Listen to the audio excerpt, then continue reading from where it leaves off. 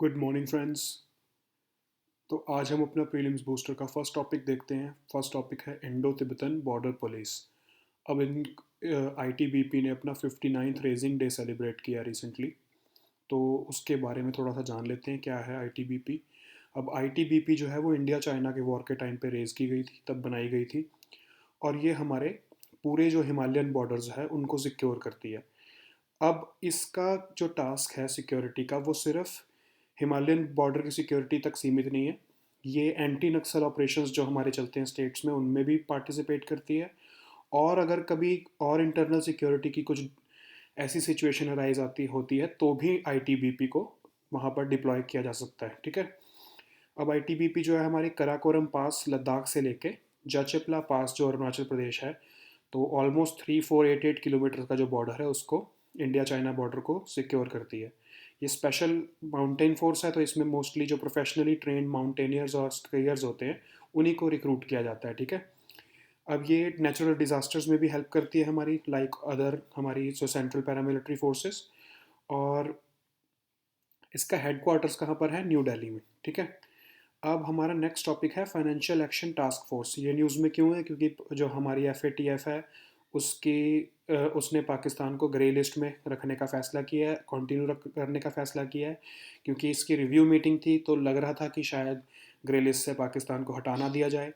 लेकिन उन्होंने कहा है कि पाकिस्तान जो है अनटिल नेक्स्ट रिव्यू मीटिंग जो कि फरवरी में होनी है तब तक ग्रे लिस्ट में ही रहेगा। ठीक है। तो इसकी डिटेल्स क्या है कि उन्होंने कहा कि 27 एक्शंस जो हमने इनको कहे थे करने को पाकिस्तान को, उनमें से उन्होंने सिर्फ 21 एक्शंस पे कुछ मतलब प्रोग्रेस दिखाई है। लेकिन बाकी के जो हमारे 6 एक्शंस जो आइटम्स कही थी हमने जिन पे इनको एक्शन करने को कहा था उस पर इन्होंने प्रोग्रेस नहीं किया है। तो अब वो कौन से मोस्टली एक्शंस थे, ऐसे कौन सी चीज़ों पर प्रोग्रेस नहीं दिखी है एफ को? वो है चैरिटेबल ऑर्गेनाइजेशंस या नॉन प्रॉफिट ऑर्गेनाइजेशंस जो कि टेरर ग्रुप से लिंक्ड हैं। उन पर पाकिस्तान ने कोई खास एक्शन नहीं किया है। ठीक है। मोस्टली मतलब कौन सी चीज़ें जो टेरर फाइनेंसिंग की जो चीज़ें हैं, जो नारकोटिक्स और स्मगलिंग के थ्रू जो पैसा टेररिज्म में लगा रहे हैं, टेररिस्ट लगा रहे हैं, उस पर पाकिस्तान ने कोई खास कार्रवाई नहीं की है।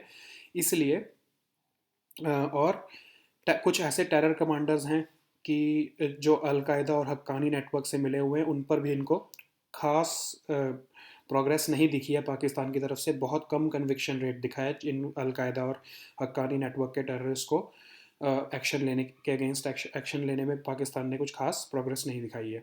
ठीक है। तो फाइनेंशियल एक्शन टास्क फोर्स क्या है कि ये पहली बात तो आप याद रखो कि यूएन से इसका रिलेशन नहीं है, इसका रिलेशन है G7 समिट हुई थी पेरिस में 1989 में, तब ये इस्टेब्लिश की गई है। ठीक है। अब ये इंटर गवर्नमेंटल बॉडी है। G7 समिट पेरिस में जब हुई थी 1989 में, तब इसको एस्टैब्लिश किया गया था। इसका बेसिक टास्क क्या है कि मनी लॉन्ड्रिंग और टेररिस्ट फाइनेंसिंग को रोकना। ठीक है। इसका हेडक्वार्टर कहाँ पर है? OECD का जो हेडक्वार्टर्स है पेरिस में, वहीं पर FATF का भी मतलब सेक्रेटरीट लोकेटेड है। ठीक है। अभी करंटली इसके 37 मेंबर्स हैं, इंडिया भी एक इसका मेंबर है। और इसी इंडिया ने डिप्लोमेसी के थ्रू FATF की जो ग्रे लिस्ट है उसमें डालकर जो सैंक्शंस लगवाए हैं पाकिस्तान के ऊपर, वो बहुत कारगर सिद्ध हुए हैं पाकिस्तान की स्टेट को इकोनॉमिकली क्रंच करने में। ठीक है। तो ये हमारे लिए एक बहुत बड़ा एक टूल हमारी डिप्लोमेसी का बन गया है FATF, कि जब तक हम इनको ग्रे लिस्ट में रख रहे हैं तब तक इनके ऊपर सैंक्शंस लगे रहते हैं, तो इनकी इकोनॉमी बर्बाद होती रहती है पाकिस्तान की। ठीक है। तो ये हमारे लिए एक बहुत बड़ा एक वेपन है। इवन कन्वेंशनल वॉर या फिर किसी टेररिस्ट अटैक से भी बड़ा हमारे पास वेपन हमें मिल गया पाकिस्तान के अगेंस्ट, की वो है FATF की जो ये ग्रे लिस्ट। ठीक है। अब इसमें दो तरह की लिस्ट होती हैं, एक तो ग्रे लिस्ट और एक ब्लैक लिस्ट। ग्रे लिस्ट वो होते हैं कि जिनमें कंट्रीज़ जो हैं जिनको वार्निंग्स दी जाती हैं कि आप कुछ ना कुछ एक्शन कीजिए सब टेरर फंडिंग को रोकने के लिए और मनी लॉन्ड्रिंग को रोकने के लिए, क्योंकि आप सेफ हेवन मतलब एक सेफ हैबिटेट आप प्रोवाइड, हमें लग रहा है कि आपकी आपकी कंट्री में ऐसा सेफ हैबिटेट है इस टेररिज्म नामक वायरस को पनपने के लिए, तो आप कुछ एक्शंस लीजिए। एक तरह से ये ग्रे लिस्ट वार्निंग शॉट है। ठीक है। उस पर कुछ एक्शन अगर आप नहीं लेते हो तो आपको ब्लैक लिस्ट में डाल दिया जाएगा। ब्लैक लिस्ट में किन को डाला जाता है कि जो कंट्री बिल्कुल भी कोऑपरेट नहीं कर रही है और टेररिस्ट को अपना खुला मैदान दे रही है ऑपरेट करने के लिए, इन कंट्रीज़ को ब्लैक लिस्ट में डाल दिया जाता है और इनके ऊपर बहुत स्ट्रिक्ट सैंक्शंस लगाए जाते हैं, ताकि टेरर फंडिंग और मनी लॉन्ड्रिंग की एक्टिविटीज़ को रोका जा सके। ठीक है। अब हमारा तीसरा जो है टॉपिक वो है हिमालयन ब्राउन बियर। अब ये न्यूज़ में इसलिए चल रहा है क्योंकि अभी रिसेंटली एक स्टडी आई है, हमारी जूलॉजिकल सर्वे ऑफ इंडिया के कुछ साइंटिस्ट ने स्टडी किया है कि इनकी हैबिटेट जो है वो बहुत रिड्यूस हो रही है। ठीक है, क्यों क्यों हो रही है? क्योंकि क्लाइमेट चेंज की वजह से वार्मिंग हो रही है हिमालयाज़ में, तो वहाँ पर इनके जो स्पीशीज़ है, जो हमारी ये हिमालयन ब्राउन बेयर, इनको बहुत खतरा हो गया है, ये एक्सटिंक्ट होने के कगार पर आ गए हैं। अभी ये करंटली क्रिटिकली इंडेंजर्ड हैं आईयूसीएन की जो हमारी लिस्ट है उसके मुताबिक। ठीक है। अब वो कह रहे हैं कि 13 प्रोटेक्टेड एरियाज़ हैं हिमालयाज़ में, उसमें से 8 में से तो ये कम्प्लीटली ये जो हमारे 2050 तक ये कम्प्लीटली अनइनहेबिटेबल हो जाएंगे इनके लिए, हिमालयन ब्राउन बेयर के लिए। तो मतलब 13 में से 8 जो हैं उनमें तो हिमालयन ब्राउन बेयर 2050 तक रह ही नहीं पाएगा। ठीक है। वो कह रहे हैं कि 2050 तक 73% जो बियर के जो हैबिटेट है हमारे इस हिमालय में वो कम हो जाएगा। 73% डिक्लाइन हो जाएगा बियर के हैबिटेट में 2050 तक हमारे हिमालय के रीजन में। ठीक है। क्यों हो जाएगा? क्योंकि जो ये हमारी बेल्ट है, जो जहाँ पर ये रहते हैं हिमालयन ब्राउन बियर, वो वार्मिंग के क्लाइमेट चेंज की वजह से वार्म हो रहे हैं, तो वहाँ पर उनको रहने में तकलीफ हो रही है। ठीक है। हिमालयन ब्राउन बेयर के बारे में थोड़ा सा देख लेते हैं। क्रिटिकली इंडेंजर्ड है, जैसा मैंने आपको समझाया। लार्जेस्ट मैमल है हिमालयन रीजन में, और ये ओमनीवोर्स होते हैं। ठीक है। ये मतलब प्लांट्स भी खा लेते हैं और एनिमल्स भी खा लेते हैं। और ये हाइबरनेट मतलब क्या होता है? ये इनएक्टिव हो जाते हैं सर्दियों के टाइम पर, तो ये डैन में जाके अपने रहने लग जाते हैं, गुफा में रहने लग जाते हैं। हमारी कौन कौन से स्टेट में है ये? जम्मू कश्मीर, हिमाचल प्रदेश और उत्तराखंड मोस्टली, मतलब जो हमारी नॉर्दर्न स्टेट्स हैं, जो हमारे वेस्टर्न हिमालयाज़ हैं, वहाँ पर ही ये सीमित है। ये अरुणाचल प्रदेश सिक्किम वाली साइड में आपको नहीं मिलेंगे। ठीक है। और ये इंटरनेशनली अफ़गानिस्तान, नदन पाकिस्तान, नेपाल और तिब्बत में भी मिलते हैं। ठीक है।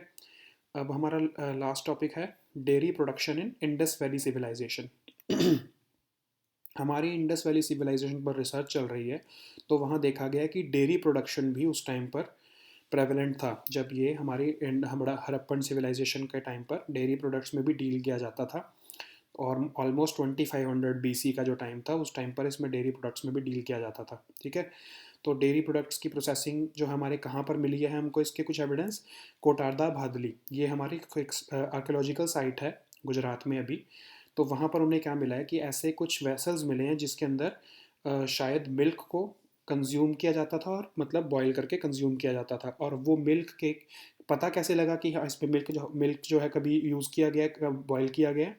क्योंकि बेसिकली वो अर्दन पॉट्स हैं, वो जो वेसल्स हैं, उनमें जब आप गर्म करते हो तो उसके जो पोर्स होते हैं उसमें कुछ ना कुछ मिल्क के स्टेन्स रह जाते हैं, और वो मॉलिक्यूल्स जो हैं उसी के थ्रू हमारे जो आर्कियोलॉजिस्ट्स हैं वो ये देखते हैं कि उस पोर्स के जो में अंदर जो मॉलिक्यूल्स रह गए हैं उसके थ्रू पता लगता था उनको कि इसमें कभी मिल्क जो है वो हीट किया गया है।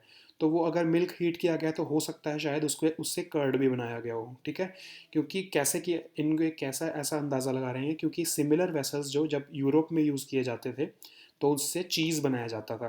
तो इन्हें लग रहा है कि शायद हो सकता है कि मिल्क प्रोसेसिंग की भी टेक्निक्स उस टाइम पर अवेलेबल थी, और उनको पता था कि मिल्क से कर्ड भी बन सकता है, या शायद चीज़ तो नहीं कह सकते बट एटलीस्ट कर्ड तो हम कह सकते हैं कि उस टाइम पर उन्हें पता था कि कर्ड बनाया जा सकता है। तो डेयरी प्रोडक्ट्स में वो डील करते थे, ऐसा एविडेंस मिला है।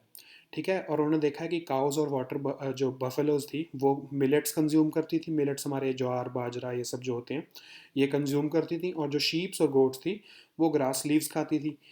तो उन्होंने कहा कि बफेलो जो थी वो बहुत बूढ़ी होकर मरती थी, तो इसका मतलब क्या हुआ कि जब उसको इतनी देर तक वो जी रही है तो उससे मिल्क निकाला जाता था, इसीलिए उसको इतनी देर तक ज़िंदा रखा जाता था। लेकिन गोट और जो शीप थी वो बहुत ही कम एज पर मार दी जाती थी, मतलब मरी हुई मिलती थी।